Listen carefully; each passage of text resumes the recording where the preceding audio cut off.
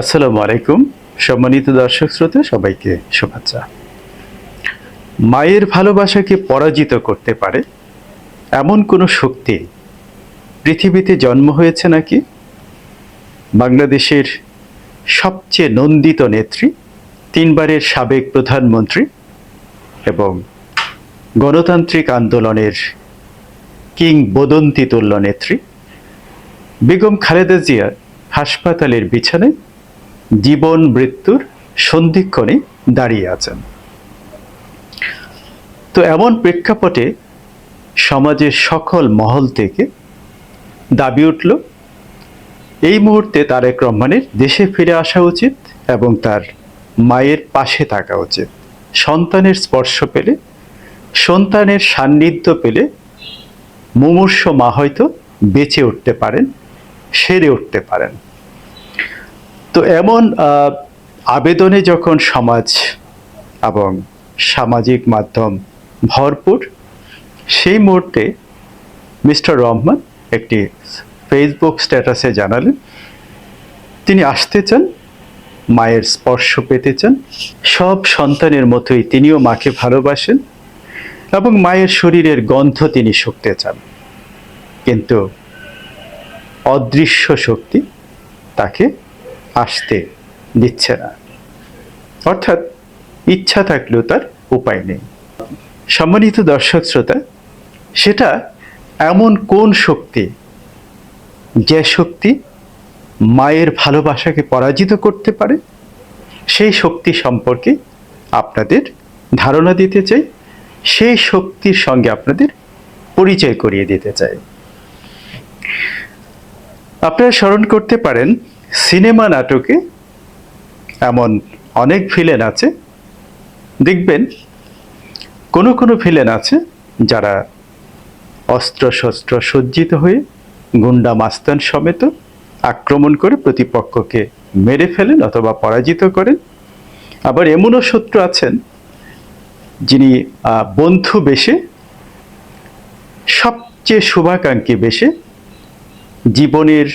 নিজের জীবনকে তুচ্ছ করে তার বন্ধুকে, তার বন্ধুর পরিবারকে বাঁচানোর জন্য জীবনের ঝুঁকি নেন, নানা কৌশলে সুস্থ হয়ে ওঠেন। তিনি যখন তাকে নির্ভর করতে শুরু করেন, তখনই তিনি সুযোগ বুঝে বন্ধুরূপী শত্রু তাকে আঘাত করেন এবং সমূলে বিনাশ করে দেন। তো আপনারা নিশ্চয়ই এই দুই ধরনের ভিলেনের সঙ্গে পরিচিত। আমাদের রাজনীতিতেও এমন একজন ভিলেনের আবির্ভাব ঘটেছে। সেই ভিলেনের কথা বলবো, তার আগে আপনারা স্মরণ করতে পারেন ১/১১ সরকারের কথা। সে সময় একটি রাজনৈতিক দলের আবির্ভাব ঘটেছিল এবং সেই দলের প্রধান নেতা এদেশের রাজনীতি এবং রাজনীতিবিদদের নিয়ে বিষোদ্গার করেছেন, কঠোর ভাষায় সমালোচনা করেছেন, রাজনীতিবিদদের চরিত্র নিয়ে বিষোদ্গার করেছেন।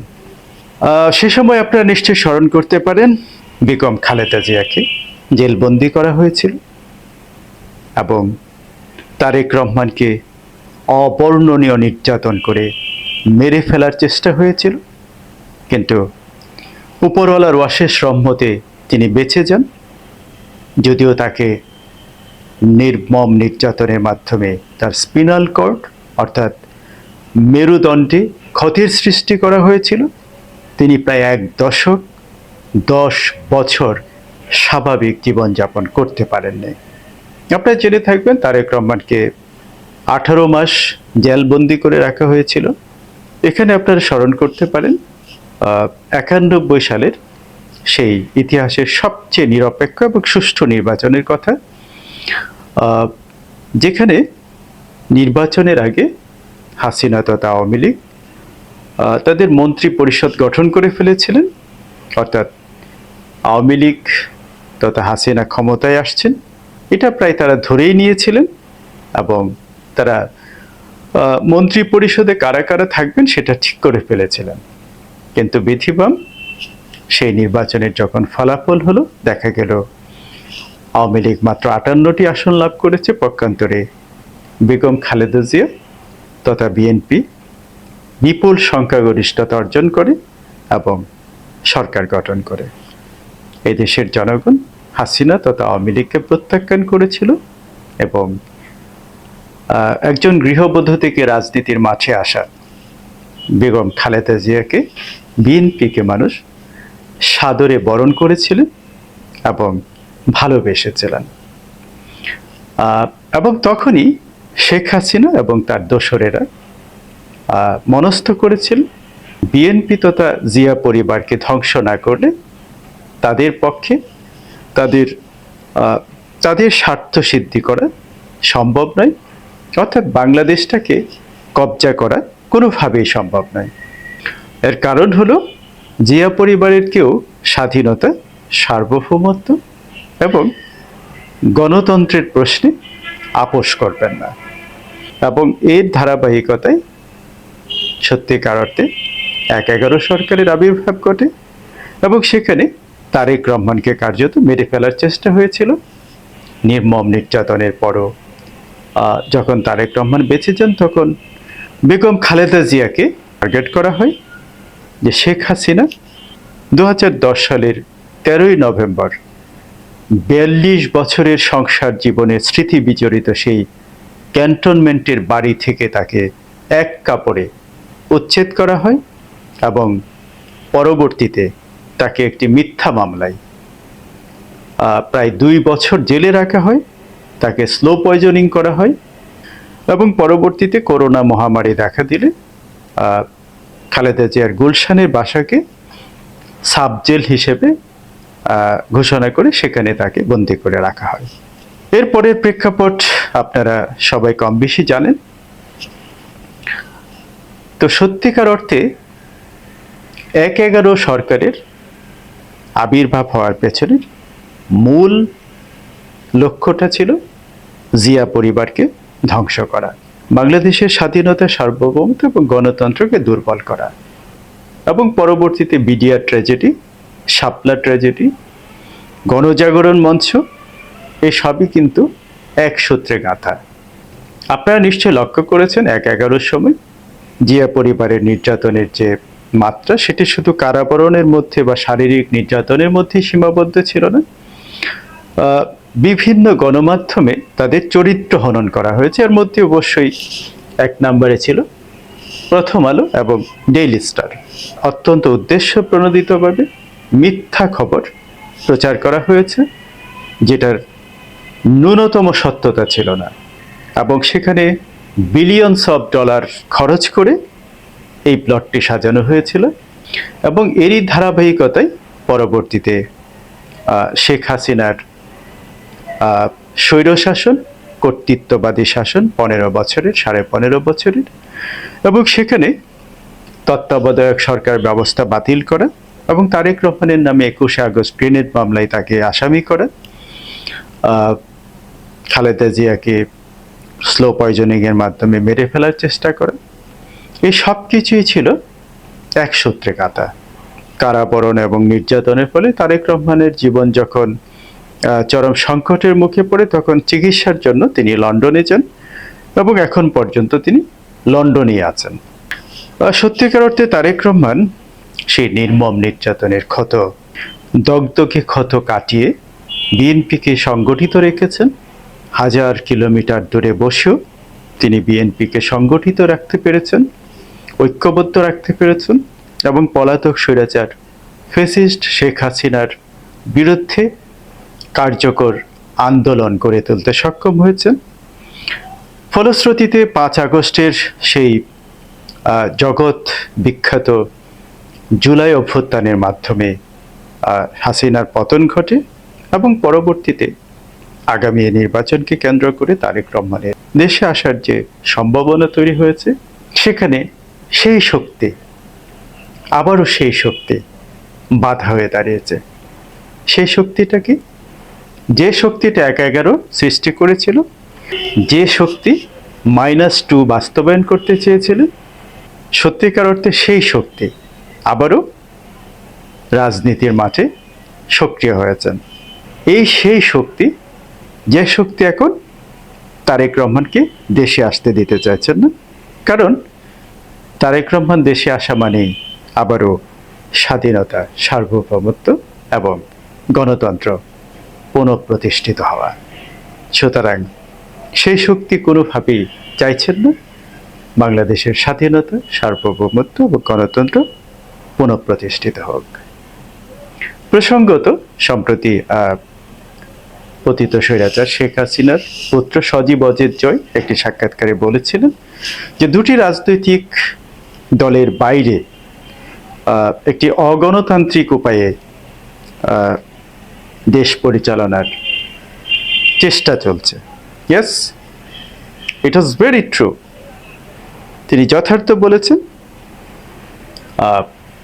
সত্যিকার অর্থে আসলেই তাই। এবং এই শক্তি আর কেউ নয়, এই শক্তি হচ্ছে সেই আমেরিকা। আটলান্টিকের ওপারে যে সুতো বাঁধা, এখানে যে ভিলেনের কথা বললাম, সেই ভিলেন আর কেউ নয়। এই ভিলেন হলেন আমাদের জগৎ বিখ্যাত মিস্টার ইউনূস, বড় মাঠের খেলোয়াড়, যিনি বন্ধু বেশে বিএনপির সঙ্গে বিশ্বাসঘাতকতা করছেন। আপনারা স্মরণ করতে পারেন ডক্টর ইউনূস তারেক রহমান তথা বিএনপি এবং খালেদা জিয়াকে সর্বোচ্চ সম্মান দেখাচ্ছেন শুরু থেকেই।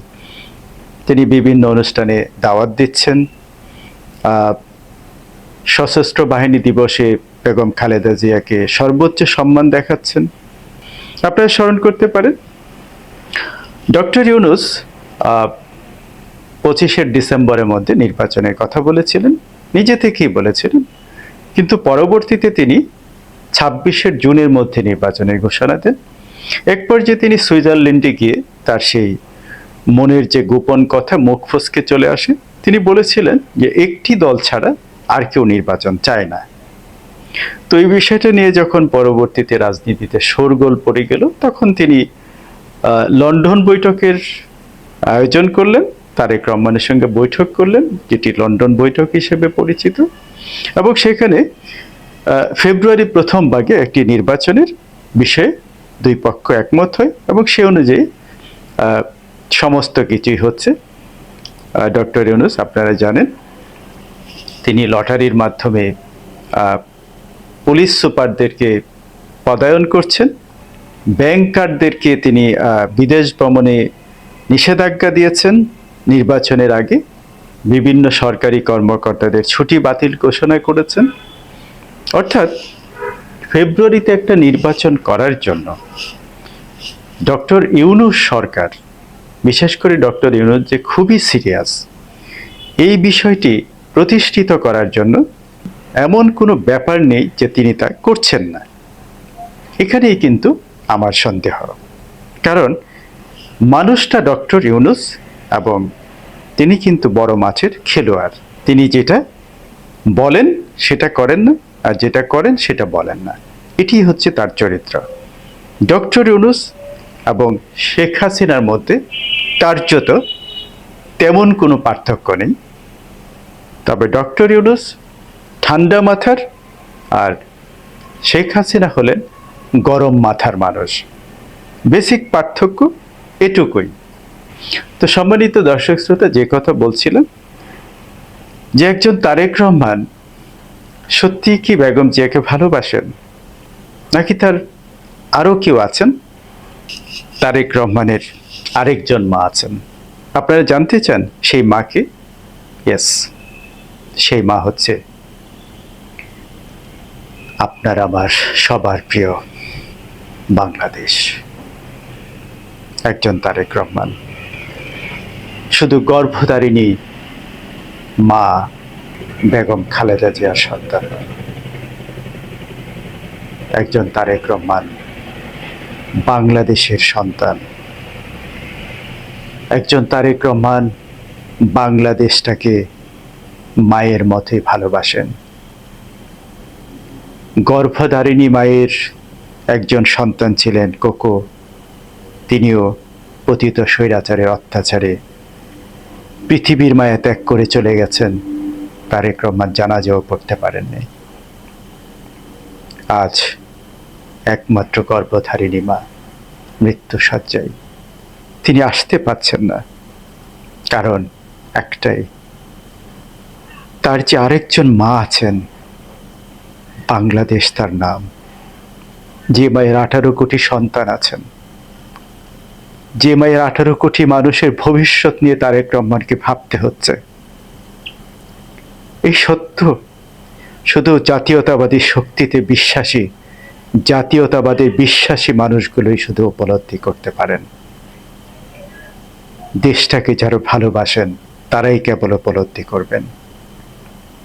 আর জাতীয়তাবাদী শক্তির যারা শত্রু, যারা দেশটাকে নিয়ে ছিনিমিনি খেলছেন, যারা স্বাধীনতা সার্বভৌমত্বকে জলাঞ্জলি দিয়ে ক্ষমতা এবং মসনদকে বড় করে দেখছেন, তারাই তারেক রহমানের বিরুদ্ধে বিষোদ্গার করছেন, অপবাদ দিচ্ছেন, নিন্দা ছড়াচ্ছেন সামাজিক মাধ্যমে বিভিন্ন উপায়ে। একজন তারেক রহমান ইচ্ছা করলে আগামী 24 ঘন্টার মধ্যে দেশে ফিরে আসতে পারেন। তিনি যদি সেই বিদেশিদের, সেই খেলোয়াড়দের এজেন্ডা বাস্তবায়নে রাজি হয়ে যান, ইয়েস আমি প্রধানমন্ত্রী হতে চাই, আমি বাংলাদেশে ক্ষমতা চাই, আর কিছুই দরকার নেই, স্বাধীনতা সার্বভৌমত্ব, মানুষের গণতান্ত্রিক ভবিষ্যৎ, 18 কোটি মানুষের নিরাপদ ভবিষ্যৎ আমার চিন্তা করার দরকার নেই।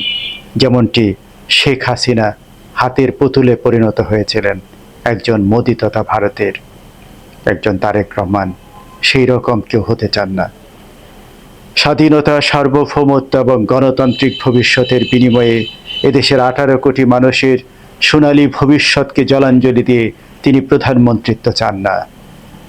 আর এ কারণে একজন তারেক রহমান গর্ভধারিণী মহিয়সী বেগম খালেদা জিয়ার ভালোবাসার চেয়েও বাংলাদেশ নামক মায়ের ভালোবাসাকে বড় করে দেখেছেন। বাংলাদেশের স্বাধীনতা সার্বভৌমত্ব এবং গণতান্ত্রিক ভবিষ্যতের পরিপূরক হয়ে উঠেছেন একজন তারেক রহমান। একজন তারেক রহমানের পরাজয় মানেই স্বাধীনতা সার্বভৌমত্ব তথা বাংলাদেশের পরাজয়। একজন তারেক রহমানের ক্ষতি মানেই স্বাধীনতা সার্বভৌমত্ব তথা গণতন্ত্রের মারাত্মক ক্ষতি। এই সত্য, এই বাস্তবতা আমরা যদি উপলব্ধি করতে না পারি, তাহলে সত্যিকার অর্থেই আমাদের জন্য অনেক বড় বিপর্যয় অপেক্ষা করছে।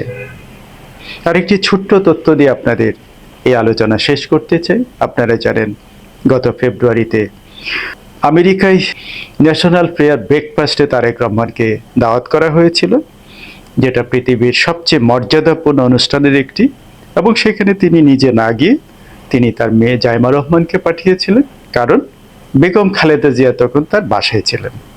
একজন তারেক রহমান মায়ের ভালোবাসা, মায়ের সান্নিধ্যকে মিস করতে চাননি। সেই তারেক রহমানের মায়ের ভালোবাসা নিয়ে প্রশ্ন তোলার যে বড় দৃষ্টতা, বড় অসভ্যতা, অর্বাচীনতা আর কিছুই হতে পারে না। শুধু তাই নয়,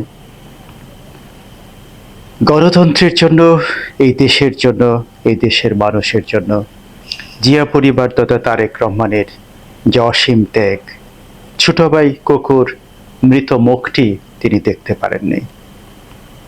এখন আল্লাহ না করুক বেগম খালেদা জিয়ার যদি কিছু হয়ে যায়, সত্যিই তিনি আসতে পারবেন না, আসাটা নিরাপদ নয়। কারণ তার আসার সঙ্গে যে এদেশের স্বাধীনতা সার্বভৌমত্ব এবং গণতান্ত্রিক ভবিষ্যৎ, 18 কোটি মানুষের ভবিষ্যতের ভাগ্য জড়িয়ে আছে। সুতরাং বুঝতেই পাচ্ছেন তারেক রহমানের বুকে এদেশের জন্য, এদেশের মানুষের জন্য, গণতান্ত্রিক ভবিষ্যতের জন্য কি ভয়ানক যন্ত্রণার আগুন বুকে বয়ে বেড়াচ্ছেন। এটার যে যন্ত্রণা, এটা কিন্তু জ্বলন্ত আগুনের চেয়ে অনেক অনেক বেশি যন্ত্রণাদায়ক। এই আগুন চোখে দেখা যায় না, সেই বিমূর্ত আগুনে প্রতিটি মুহূর্তে পড়ছেন একজন তারেক রহমান।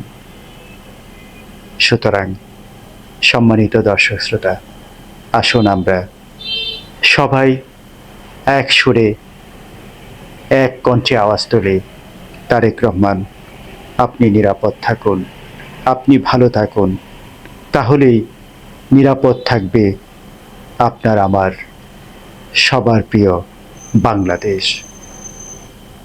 সম্মানিত দর্শক শ্রোতা, প্রশ্ন তুলুন, প্রশ্ন করুন সকল অন্যায়ের বিরুদ্ধে।